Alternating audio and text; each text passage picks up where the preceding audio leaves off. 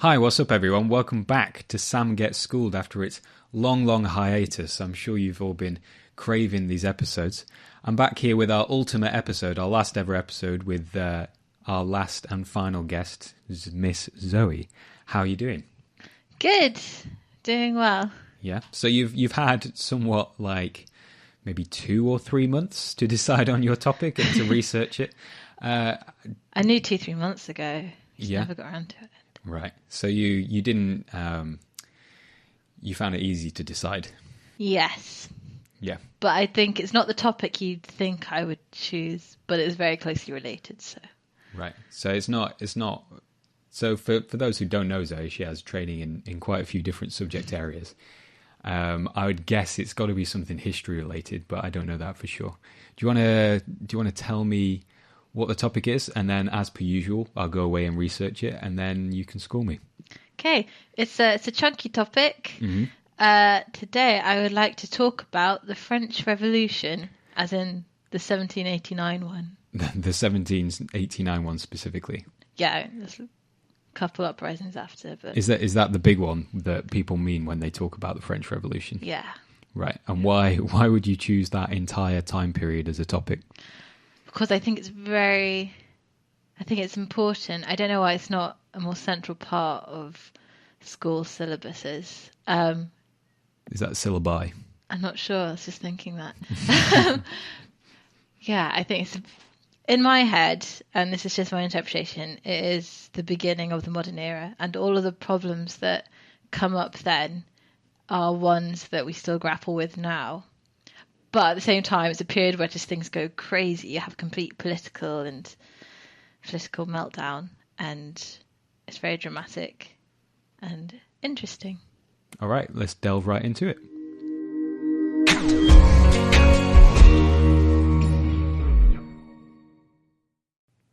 All right, welcome back. Hello. Turns out, well, yeah, hi. So it turns out the French Revolution is a pretty chunky topic, and as we've discovered, we're going to have to work hard to boil it down. Yeah.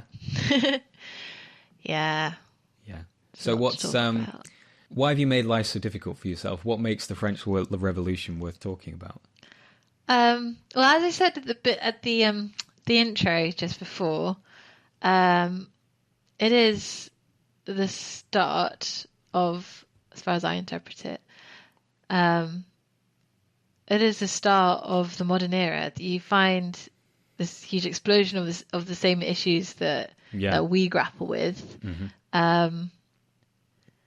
It has huge social, cultural, and political ramifications. Not just for France. Not just for France, for the world. You get the Revolutionary Wars continued from the edges of Europe to the Caribbean to many places. To Egypt. So, and indeed, the Wikipedia article itself calls the French Revolution one of the most important and affecting events in human history.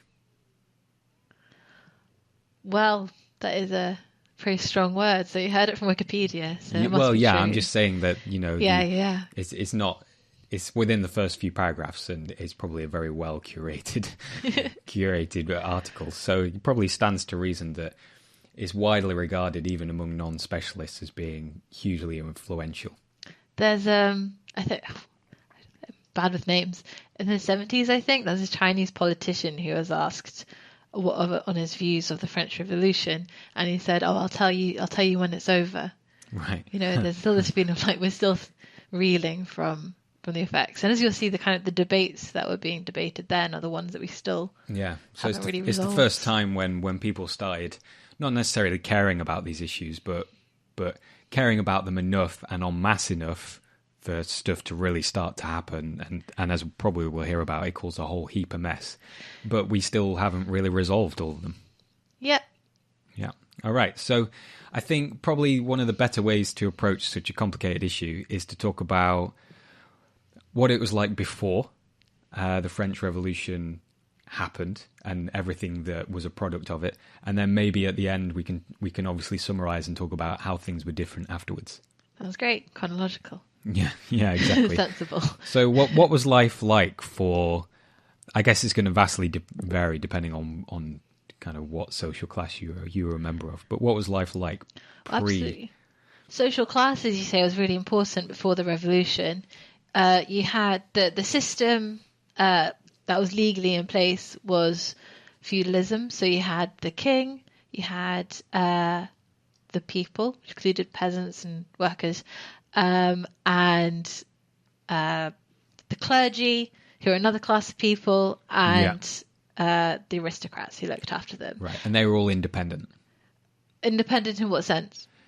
In that they were kind of, I guess one ultimately controlled the other to some degree. But they had their own legal status, right? Okay. Which is very important. And the king was an absolute monarch. So he believed he was divinely appointed. He was an absolute something. Yeah. And his decisions, he could, in certain situations, he could just pass laws by himself. Right. But increasingly, this was becoming impracticable, mainly because he was in loads of debt. After the 7 Years' War with Britain, fought in Canada. Was that 7 years long? Yes. Right, good. It was also called one of the first world wars. Like, that was a, talking of chunky things, that's a chunky war. World War Zero. Yeah. So France was in a lot of debt. So what do if you have a lot of debt? You want to get more money in, so you put out more tax schemes. Mm-hmm. What I said about classes and different legal statuses is that aristocrats didn't pay certain taxes. They paid... Right, okay. But the popular view is the aristocrats didn't pay tax. Yeah, for the most part. And then the burden of taxation fell upon the normal people, who were increasingly becoming people like lawyers, right, educated people. So like general education was journalists, kind of boosting the kind of the prowess of what was termed as the lowest kind of class of people. They're becoming more politicized. Right. Which is dangerous because realistically, if you're an aristocrat or a or the king, you just want them to farm and do trade and make money. That's all you really want them to do. Ideally. But no. And what you're saying about that being dangerous, the 18th century is the time of what we call the Enlightenment. So you have these ideas.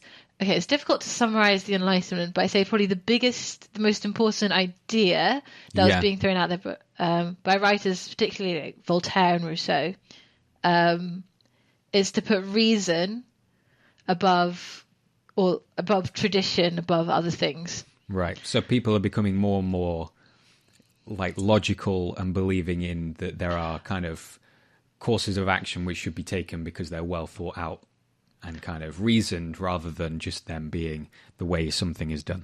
Exactly. And as you'll see with the revolutionaries, they really thought, we're going to have a really reasonable state. I'm going to think out a system of government. It's going to be great. Whereas before the revolution, everything was kind of patchy. So as I said, some people paid taxes, some people didn't. There were some areas where there was salt tax, others where it wasn't. So patchy. Right. So you've got this increasingly intelligent and thoughtful population. I wouldn't say intelligent yet. I'd say nowadays we're a bit more... It's a bit rude. It's slightly rude. No, but so there's this... something that was criticised then, and particularly from Edmund Burke, who's a British philosopher, and stuff, is that people believed that they knew what was logical. They said, I have a logical point of view. Mm-hmm. You can't argue with that. Right. And as the French Revolution unfolds, you see that has quite dangerous consequences when you can't take someone else's point of view, basically. Right, I see. So but they were valuing logic. Right, okay. And they were holding it as, powerful and potentially the right way to think about things. Reason. Right, okay. So the king's in a bit of debt. He's not doing so great. And people are getting more and more politicized. What happens? I'm assuming he asks for more money. Well, yeah. Just more and more. And as you said before, so he goes to people and says, do you agree to these taxes? They say no. So he agrees in 1789, eventually after stuff, to call a States General. So a parliament like what we have in England. Yeah. So but hopefully not for him. He's thinking, right. He just wants to placate people to make them happy so they'll pay his taxes. Yeah. And also to get creditors to invest in, Right, okay. financial world. So the idea being is that he creates this group of people which supposedly have the interests of the people and kind of looks like he's on their side. And at this point, it's divided into the third estate, the people, the clergy, and the aristocrats. They're separate. Right. But once he calls this body, they're unruly. They don't do what he wants them to do. And they've been given genuine power. Yes, they've been told you represent the people. Right. And as I was saying about all that logic stuff, is they think that actually means something. And importantly, that means something as in I represent sovereignty more than you, right. Louis the 16th. Right. Which is a problem for Louis. Yeah. So you get these really dramatic events in 1789. It starts with political events. So eventually the king locks out his own parliament, his own Estates General from the building. So they go to the local tennis courts and they take an oath to say that they're the people, they've got the government. Right. The king's in trouble. They've realised that the king isn't someone they can work with, and they take an oath to say that actually we're France, we're the sovereignty, exactly, and we're going to fight for that. At this point, they're for constitutional monarchy. So like what we have in England of like, we are the advisors and we drive stuff, but we like you sort of halfway house. But technically. Yeah. But then what's really important is that in 1789, you very quickly get these events where you have the third estate, or the people in inverted commas, taking over. So in that new National Assembly, you don't have the different estates, you don't have the different classes, but you also have the third estate sort of erupting and taking over. So Bastille Day. Right. So this is where stuff gets serious. Yeah. This is like the events. Bastille Day is triggered by the king dismissing a very popular Minister of Finance. Yeah. Don't really hear very often. But anyway, he's popular. He's dismissed.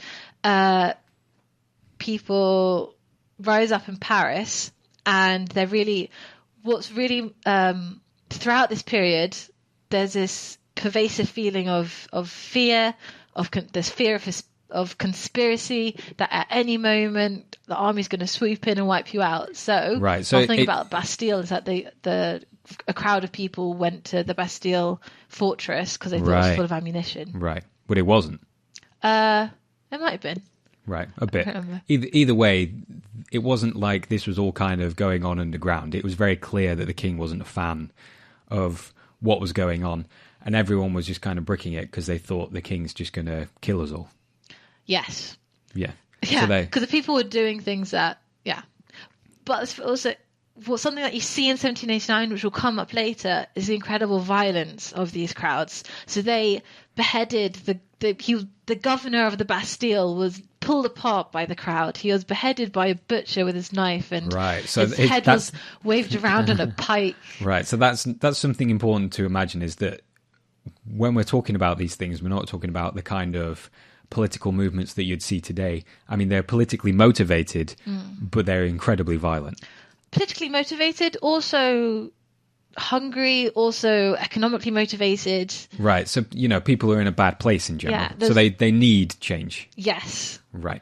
There's this, like, they apparently stuff the mouth of the dead head with grass as a sort of... Oh, nice.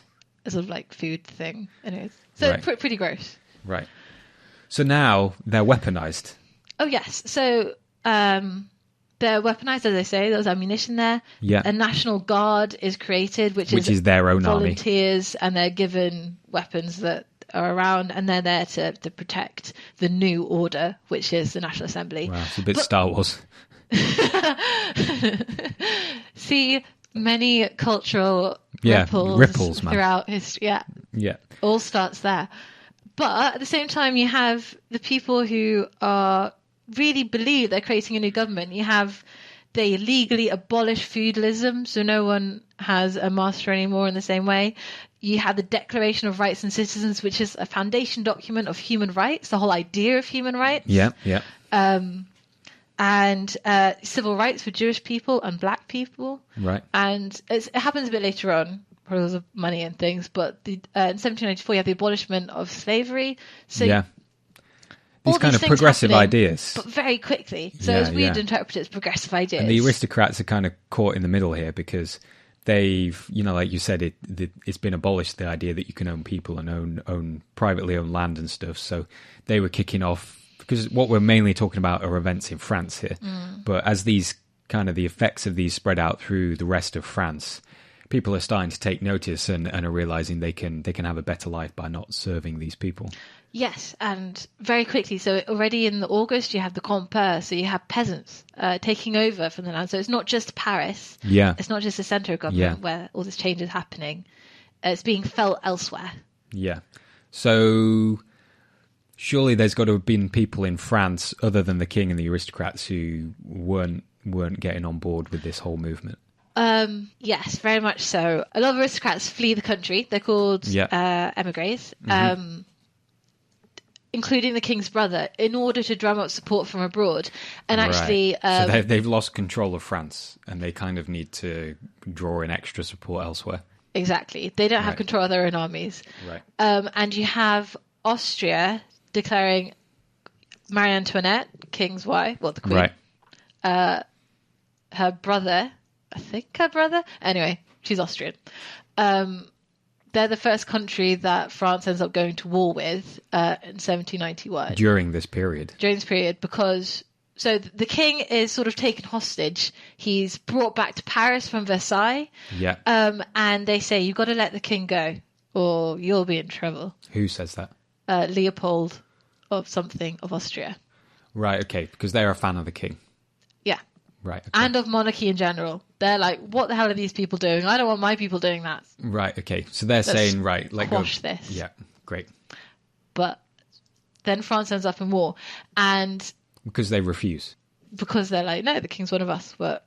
so the king's brought back to Paris. He tries to flee in 1790, but then he dresses up as a servant and tries to leave the palace. So he's really stressing out at this point in time. Yes. He's just trying to leave, man. Yeah. And the government at the time, he's got a veto against the laws, and he's using it too often. Right. It's awkward. So he's annoying people.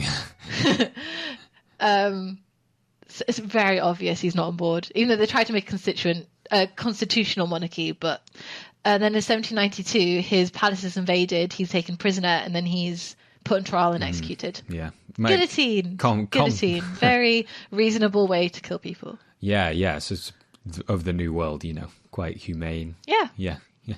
You give the common people an inch, they'll take a mile. Yeah. So he's killed. Yes, he is. And all his family, I presume, and everyone. And eventually, Marie Antoinette's killed about 9 months later, but not before having, trials and a lot of discussion. And people who end up defending the king, who want to have a constitutional monarchy. Right. You can imagine in 1789, they're the progressive ones. They're the ones who are breaking away from, the estates and stuff. By the time the king's executed, they're the people who are not up to speed with, how things should be. They're the new enemy, because now the king's gone, he was the bad guy. So if they're on the king's side... yeah, now they're like a step behind them, which is kind of the phase they were in, but now they've moved way beyond that. And the majority are saying we don't want anything to do with a monarchy. Yeah, well, maybe not the majority, but the powerful right. ones. Yeah, and the important people. The point I was trying to make about war is that the war and also the civil war. So there is uprisings, particularly in the Vendée, where peasants are protest against the. I say protest; it's an armed uprising. Right, a lot of fighting. Yeah. Important to remember. All things in this story are violent. Yes. Right. So you got the peasants out of Paris. Out of Paris, they don't like how secular this new government is, and all the new rules about church. All of the clergy had to take an oath of allegiance to the government, not to the Pope. And so people out in the country are quite staunchly religious, and then there's the fact war abroad. Right. Okay. So what happens in Paris is very much the result of fear, again, of conspiracy and of being besieged. Right. Okay. So people are getting scared as well. Yeah, but then you get this paranoia is what really drives what becomes the terror. Right. So the terror. There's this quote by so as I said, the people are, when you get these crowds of people in Paris, they are violent. Mm-hmm. in September 1792, you get what's called the September Massacres, and this comes shortly after the king was arrested, where news comes to Paris that there's a foreign army about to invade. There's a defeat.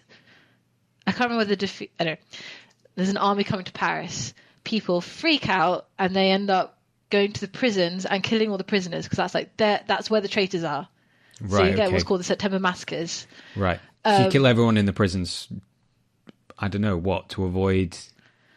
What was the logic? Well, because they're like, if we go to war, they're going to take over Paris. Right. Okay. So they're trying to secure themselves somehow. And all of this is done like with very summary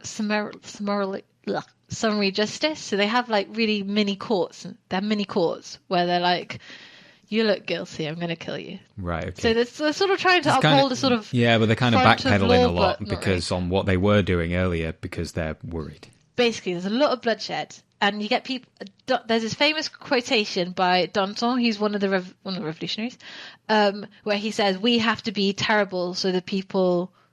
We have to be more terrible than the people," or something like that. Yeah. We have to be terrible so they aren't. So sort of thing. They can we be need good, to control the terror, basically. Right. Okay. Was there an army actually coming to Paris? They defeated at Valmy. Right. Okay. So they never made it. Or Verdun. I'm not sure. Right. They don't make it to Paris. No. But it has a desired effect.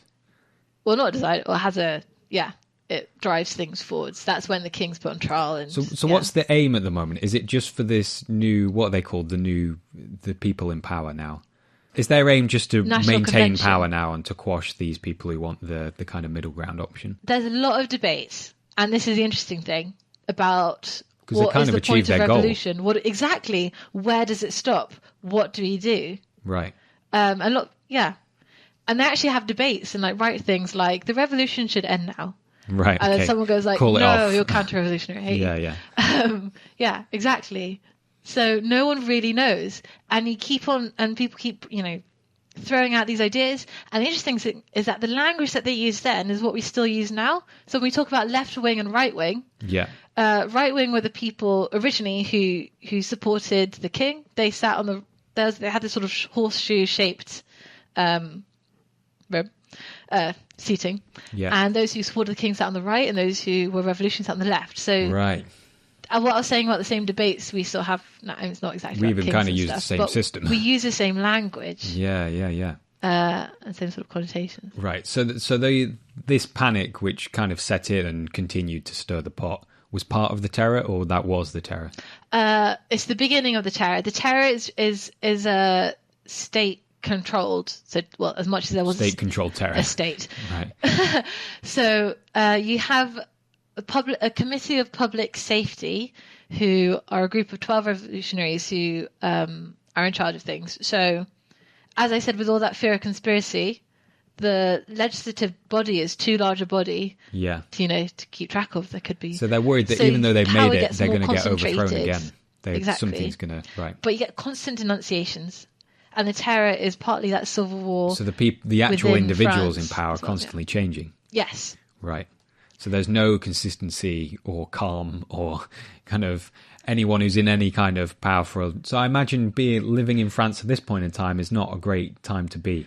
No, it's very dangerous. And I think there's estimates of between 16,000 or 40,000 people were killed during the terror. Right. It's unknown, but it was a lot of people. And what you've got to imagine is also these were a lot of. The people in power were young and inexperienced. Mm-hmm. They hadn't been politicians. Politicians weren't really a thing. They were revolutionaries. They were journalists. They were lawyers. Stereotypically, they were kind of young, idealistic people. Yeah, the average age was something like 30, which for a government is really young, I think. Yeah. So the terror was a way of trying to keep people under control. Yeah, and also keep yourself safe. Right, by just killing anyone you're suspicious of. Yeah, the famous guy here is Robespierre, who is repeatedly the author of, the French motto, Liberté, Égalité, Fraternité. No, but okay.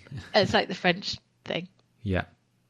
They have, It's their motto. It still is, and they have it, on all their official letterheads. Right. But the bit they leave out now is ou la mort, which means, liberty, equality, brotherhood, or death. Right.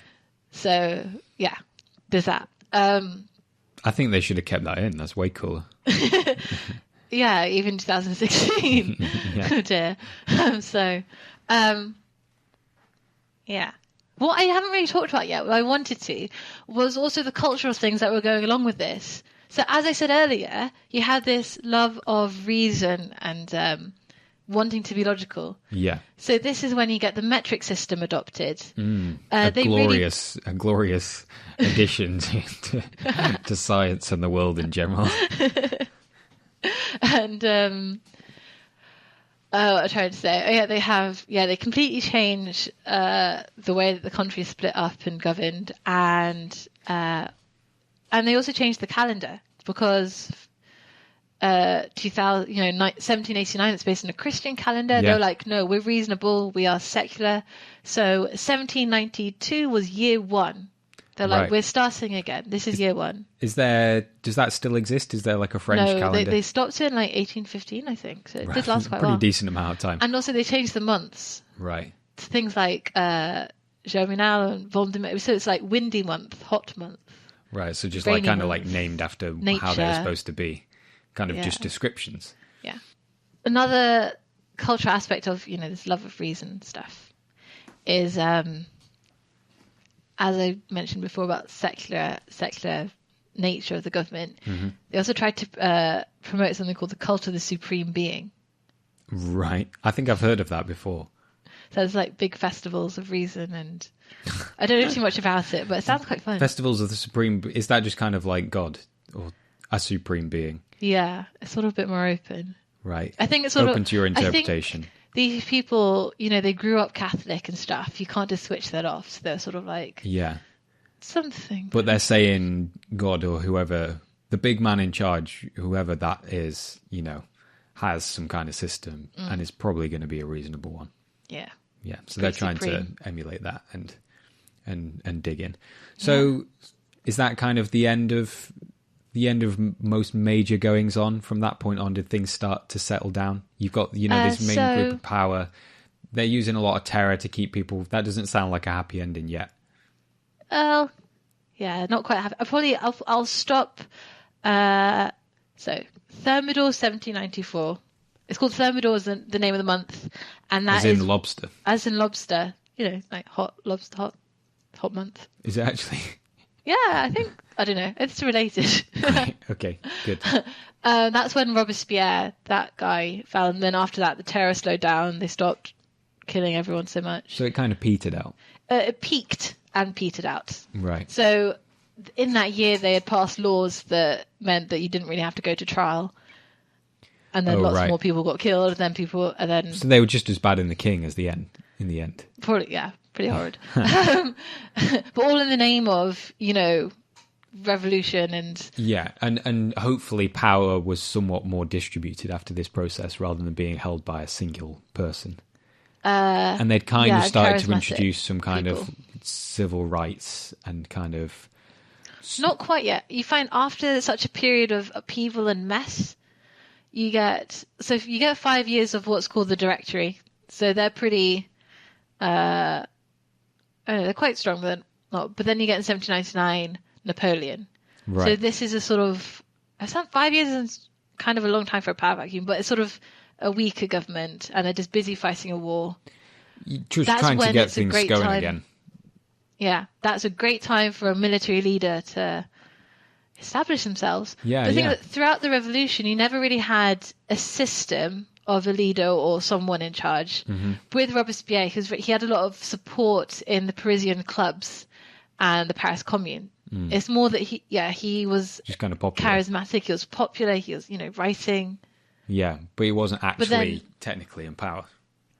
Exactly, not like a prime minister sort of invested with power and then someone else has that position. He was just kind of the guy. And then he gave the speech where he was like, "These people aren't virtuous enough," and then people were like, "Is he talking about me?" And they all rallied around and arrested him. Oh right, okay. But what I keep talking about is that there's so much drama in the French Revolution, all these episodes. So Robespierre was arrested. He had about 5 other people who stood by him. They arrested all of them. they were put in prison, but then they escaped. Right. They went to the Paris Commune, who were like the governor of Paris, at the town hall. Yeah. And tried to rally up support. But not enough soldiers came. Right. Apparently it was raining, Right. which might have been a contributing factor. Yeah. There's also stuff about prices. But, Not so Thermidor. yeah, it was raining. He tried to kill himself, with a gun, but then he missed and he just shot his jaw off. Wow.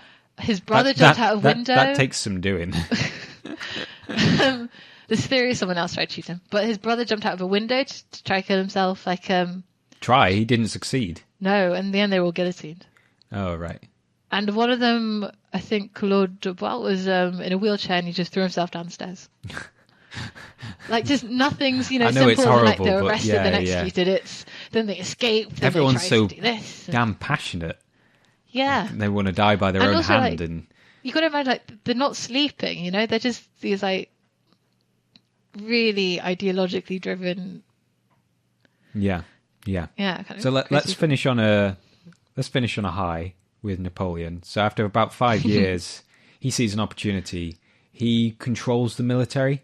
He's he's a big military figure, basically. He had lots of success in Egypt. Right, and a lot of. I'm not sure if it was Egypt yet. Anyway, he did good. But a lot of support both within the military, and he's kind of popular outside of it because he was victorious. And he was already coming up during the period that I was just talking about, when he was suppressing counter-revolutionaries. Right, so he's kind of pitching in. And he had a victory against the British. So, he's... Yeah. So he's showing his face and he's like, I am a revolutionary. Yeah, he's on side. Yeah. Right. But the important thing about the Napoleon and his success is that those things I was talking about, the cultural things, they get spread across Europe because of the Revolutionary Wars. It's not one of the reasonable things, but I think apparently the reason why people in the rest of Europe drive on the right-hand side of the road is because Napoleon was left-handed, and if you'd cross someone, you'd either draw your sword or shake hands. So you want your dominant hand to be on the side nearest to them. Exactly. Right. But anyway, so that's a really bad example of sort of reason. But the values and a lot of the things that were developed during the French Revolution were spread because of the French Revolutionary Wars and all the French soldiers, going out as far as Russia, and probably ending up living there because that was pretty common in that you go out there, you'd fight, and then you'd find someone. And... stuff by foot, man. It's a long way to go. Yeah, exactly. So he just kind of saddled in there with relatively little resistance because he was kind of a bit of a wise guy and popular at that point in time. As far as I know, this is outside of the area that I like. Well, yeah, but nonetheless, to kind of finish our story is that he ended up being... Well, he crowned himself emperor, so... a bold move after everything that had just happened. But nonetheless, a successful one. Yeah, well, he was a bit more of a politician. He made peace with the Catholic Church. Right. It helped not to be at war with the Catholic Church, considering how many Catholics there were. Yeah. Yeah. So and he was kind of good at it as well. Pope, so he was good at it. He managed to juggle all those different. I guess by that point in time as well, people were probably ready for some amount of security, ready for some amount of. Ready for life to be a little bit easier again. Well, you can imagine, in the early 1790s, you're at war, so you don't have it's difficult for grain to be imported. If you've got civil war, then it's difficult to push food around the country. Yeah. People are starving and right. But by the time Napoleon was in power, that had kind of eased off a little bit. Yeah. I think so. Even just the economic climate and things, even beyond the control potentially of the revolution, had just kind of improved, and that allowed things to settle down. Yeah. Until 1830, when you get the next revolution, but that's another day. But the important thing is that this did, did put the French off uprisings for a generation. Yeah, and a lot of other people. All right, but far-reaching and wide consequences through probably a lot of mechanisms which are vastly too complicated to fully understand. There's a lot written about it. Yeah, I can imagine. So to finish off, I've actually got a small challenge for you, as per usual. It's very simple, and your overall ability on this subject will be ranked. for a simple 1 to 5 scale. And if you type the words French Revolution into Google, you get a series of autocomplete corrections, right? And you get 5. That's the default for Google. It'll give you 5 of the most popular things that you think you're looking for. I've written down those 5, and if you can tell me what those 5 are, you'll get a point for each one. So you can either score 0 all the way up to 5, depending on what you think is not only... it's not really what the important topics, but what do you think people search about and care about in the modern day. So it's kind of tying it back to modern day relevance. Oh dear. So I'll give you a clue in that the 4 out of 5 are just one word additions. So French Revolution, sandwiches, whatever. So not people. No, it tends to be just an additional word added onto. Okay. So French Revolution effects. That isn't one, but It could be. All right. What do you think people Google? What do you think people care about? So I don't think any of these are correct, but my first one is cake. Cake? Well, because the Marie Antoinette thing about let them eat cake. That was Marie Antoinette. Well, that's reported allegedly. Right, and she's referring to the revolutionists. A popular story is that she taught the poor people said, "We're so poor, give me bread," and then she was like, "Let them eat cake," which is a horrible thing to say. Yeah, it is. I'm afraid you're wrong. That isn't one of the top 5. Okay. I think too cerebral. I think probably too specific. I could also I got French Revolution causes. One's kind of close, but no, not causes. One which is just when. I'll give you that one. There's French Revolution date. Yay! Yeah, I'll give you that. So, what are your others? I put books. Maybe people want book recommendations, I guess so, but... Or films. This is the internet, man. All information is on the internet already. Dang it. Have you got any others? Enlightenment. I'm afraid not, no. Okay, 1 out of 5. You're too intelligent. So you got 1 out of 5 on this challenge. Nice. So I'll fill you in. It's not a 0 score, though. That's quite impressive. Yeah. So the top one is French Revolution facts. Oh. People just want to know, the bare bones. Then the 2-word one was French Revolution for kids. Oh. Because it's quite a bloody story. So I imagine people want some nice censored versions. I went to Versailles and I was an au pair with this really young girl who's obsessed with Disney princesses. And this French person explained how they killed the queen and stuff. And she was only 5 and she was just like, why would they do that? I had to explain they were quite angry at the time. The one that you got was French Revolution date. Yeah, that's good. French Revolution king. They want to know who the king was, and probably many Louis. Yeah, and the last one, which I thought was interesting, was French Revolution painting.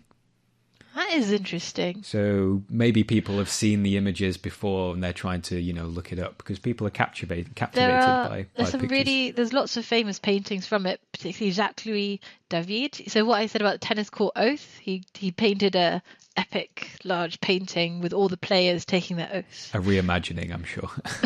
Also, a lot of it's in togas because a lot of the political painting at the time is about Roman mythology, and that's political. So, right. Was it called a toga in Rome? In Roman? Yeah, not in Roman. In Latin. It's like, is the word toga Roman? I have no idea. Right. Okay. So there's some epic French Revolution paper things if you want to Google it. Yeah. Well, people are. You don't need to tell people, Zoe. If only you'd said that earlier. So thanks very much for Zoe for coming on to the ultimate episode of Sam Gets Schooled. Thanks very much to anyone who's listening out there. I greatly appreciate it. There might be a revival some point in the future, or we might move on to bigger and better things. So thanks again, and bye-bye.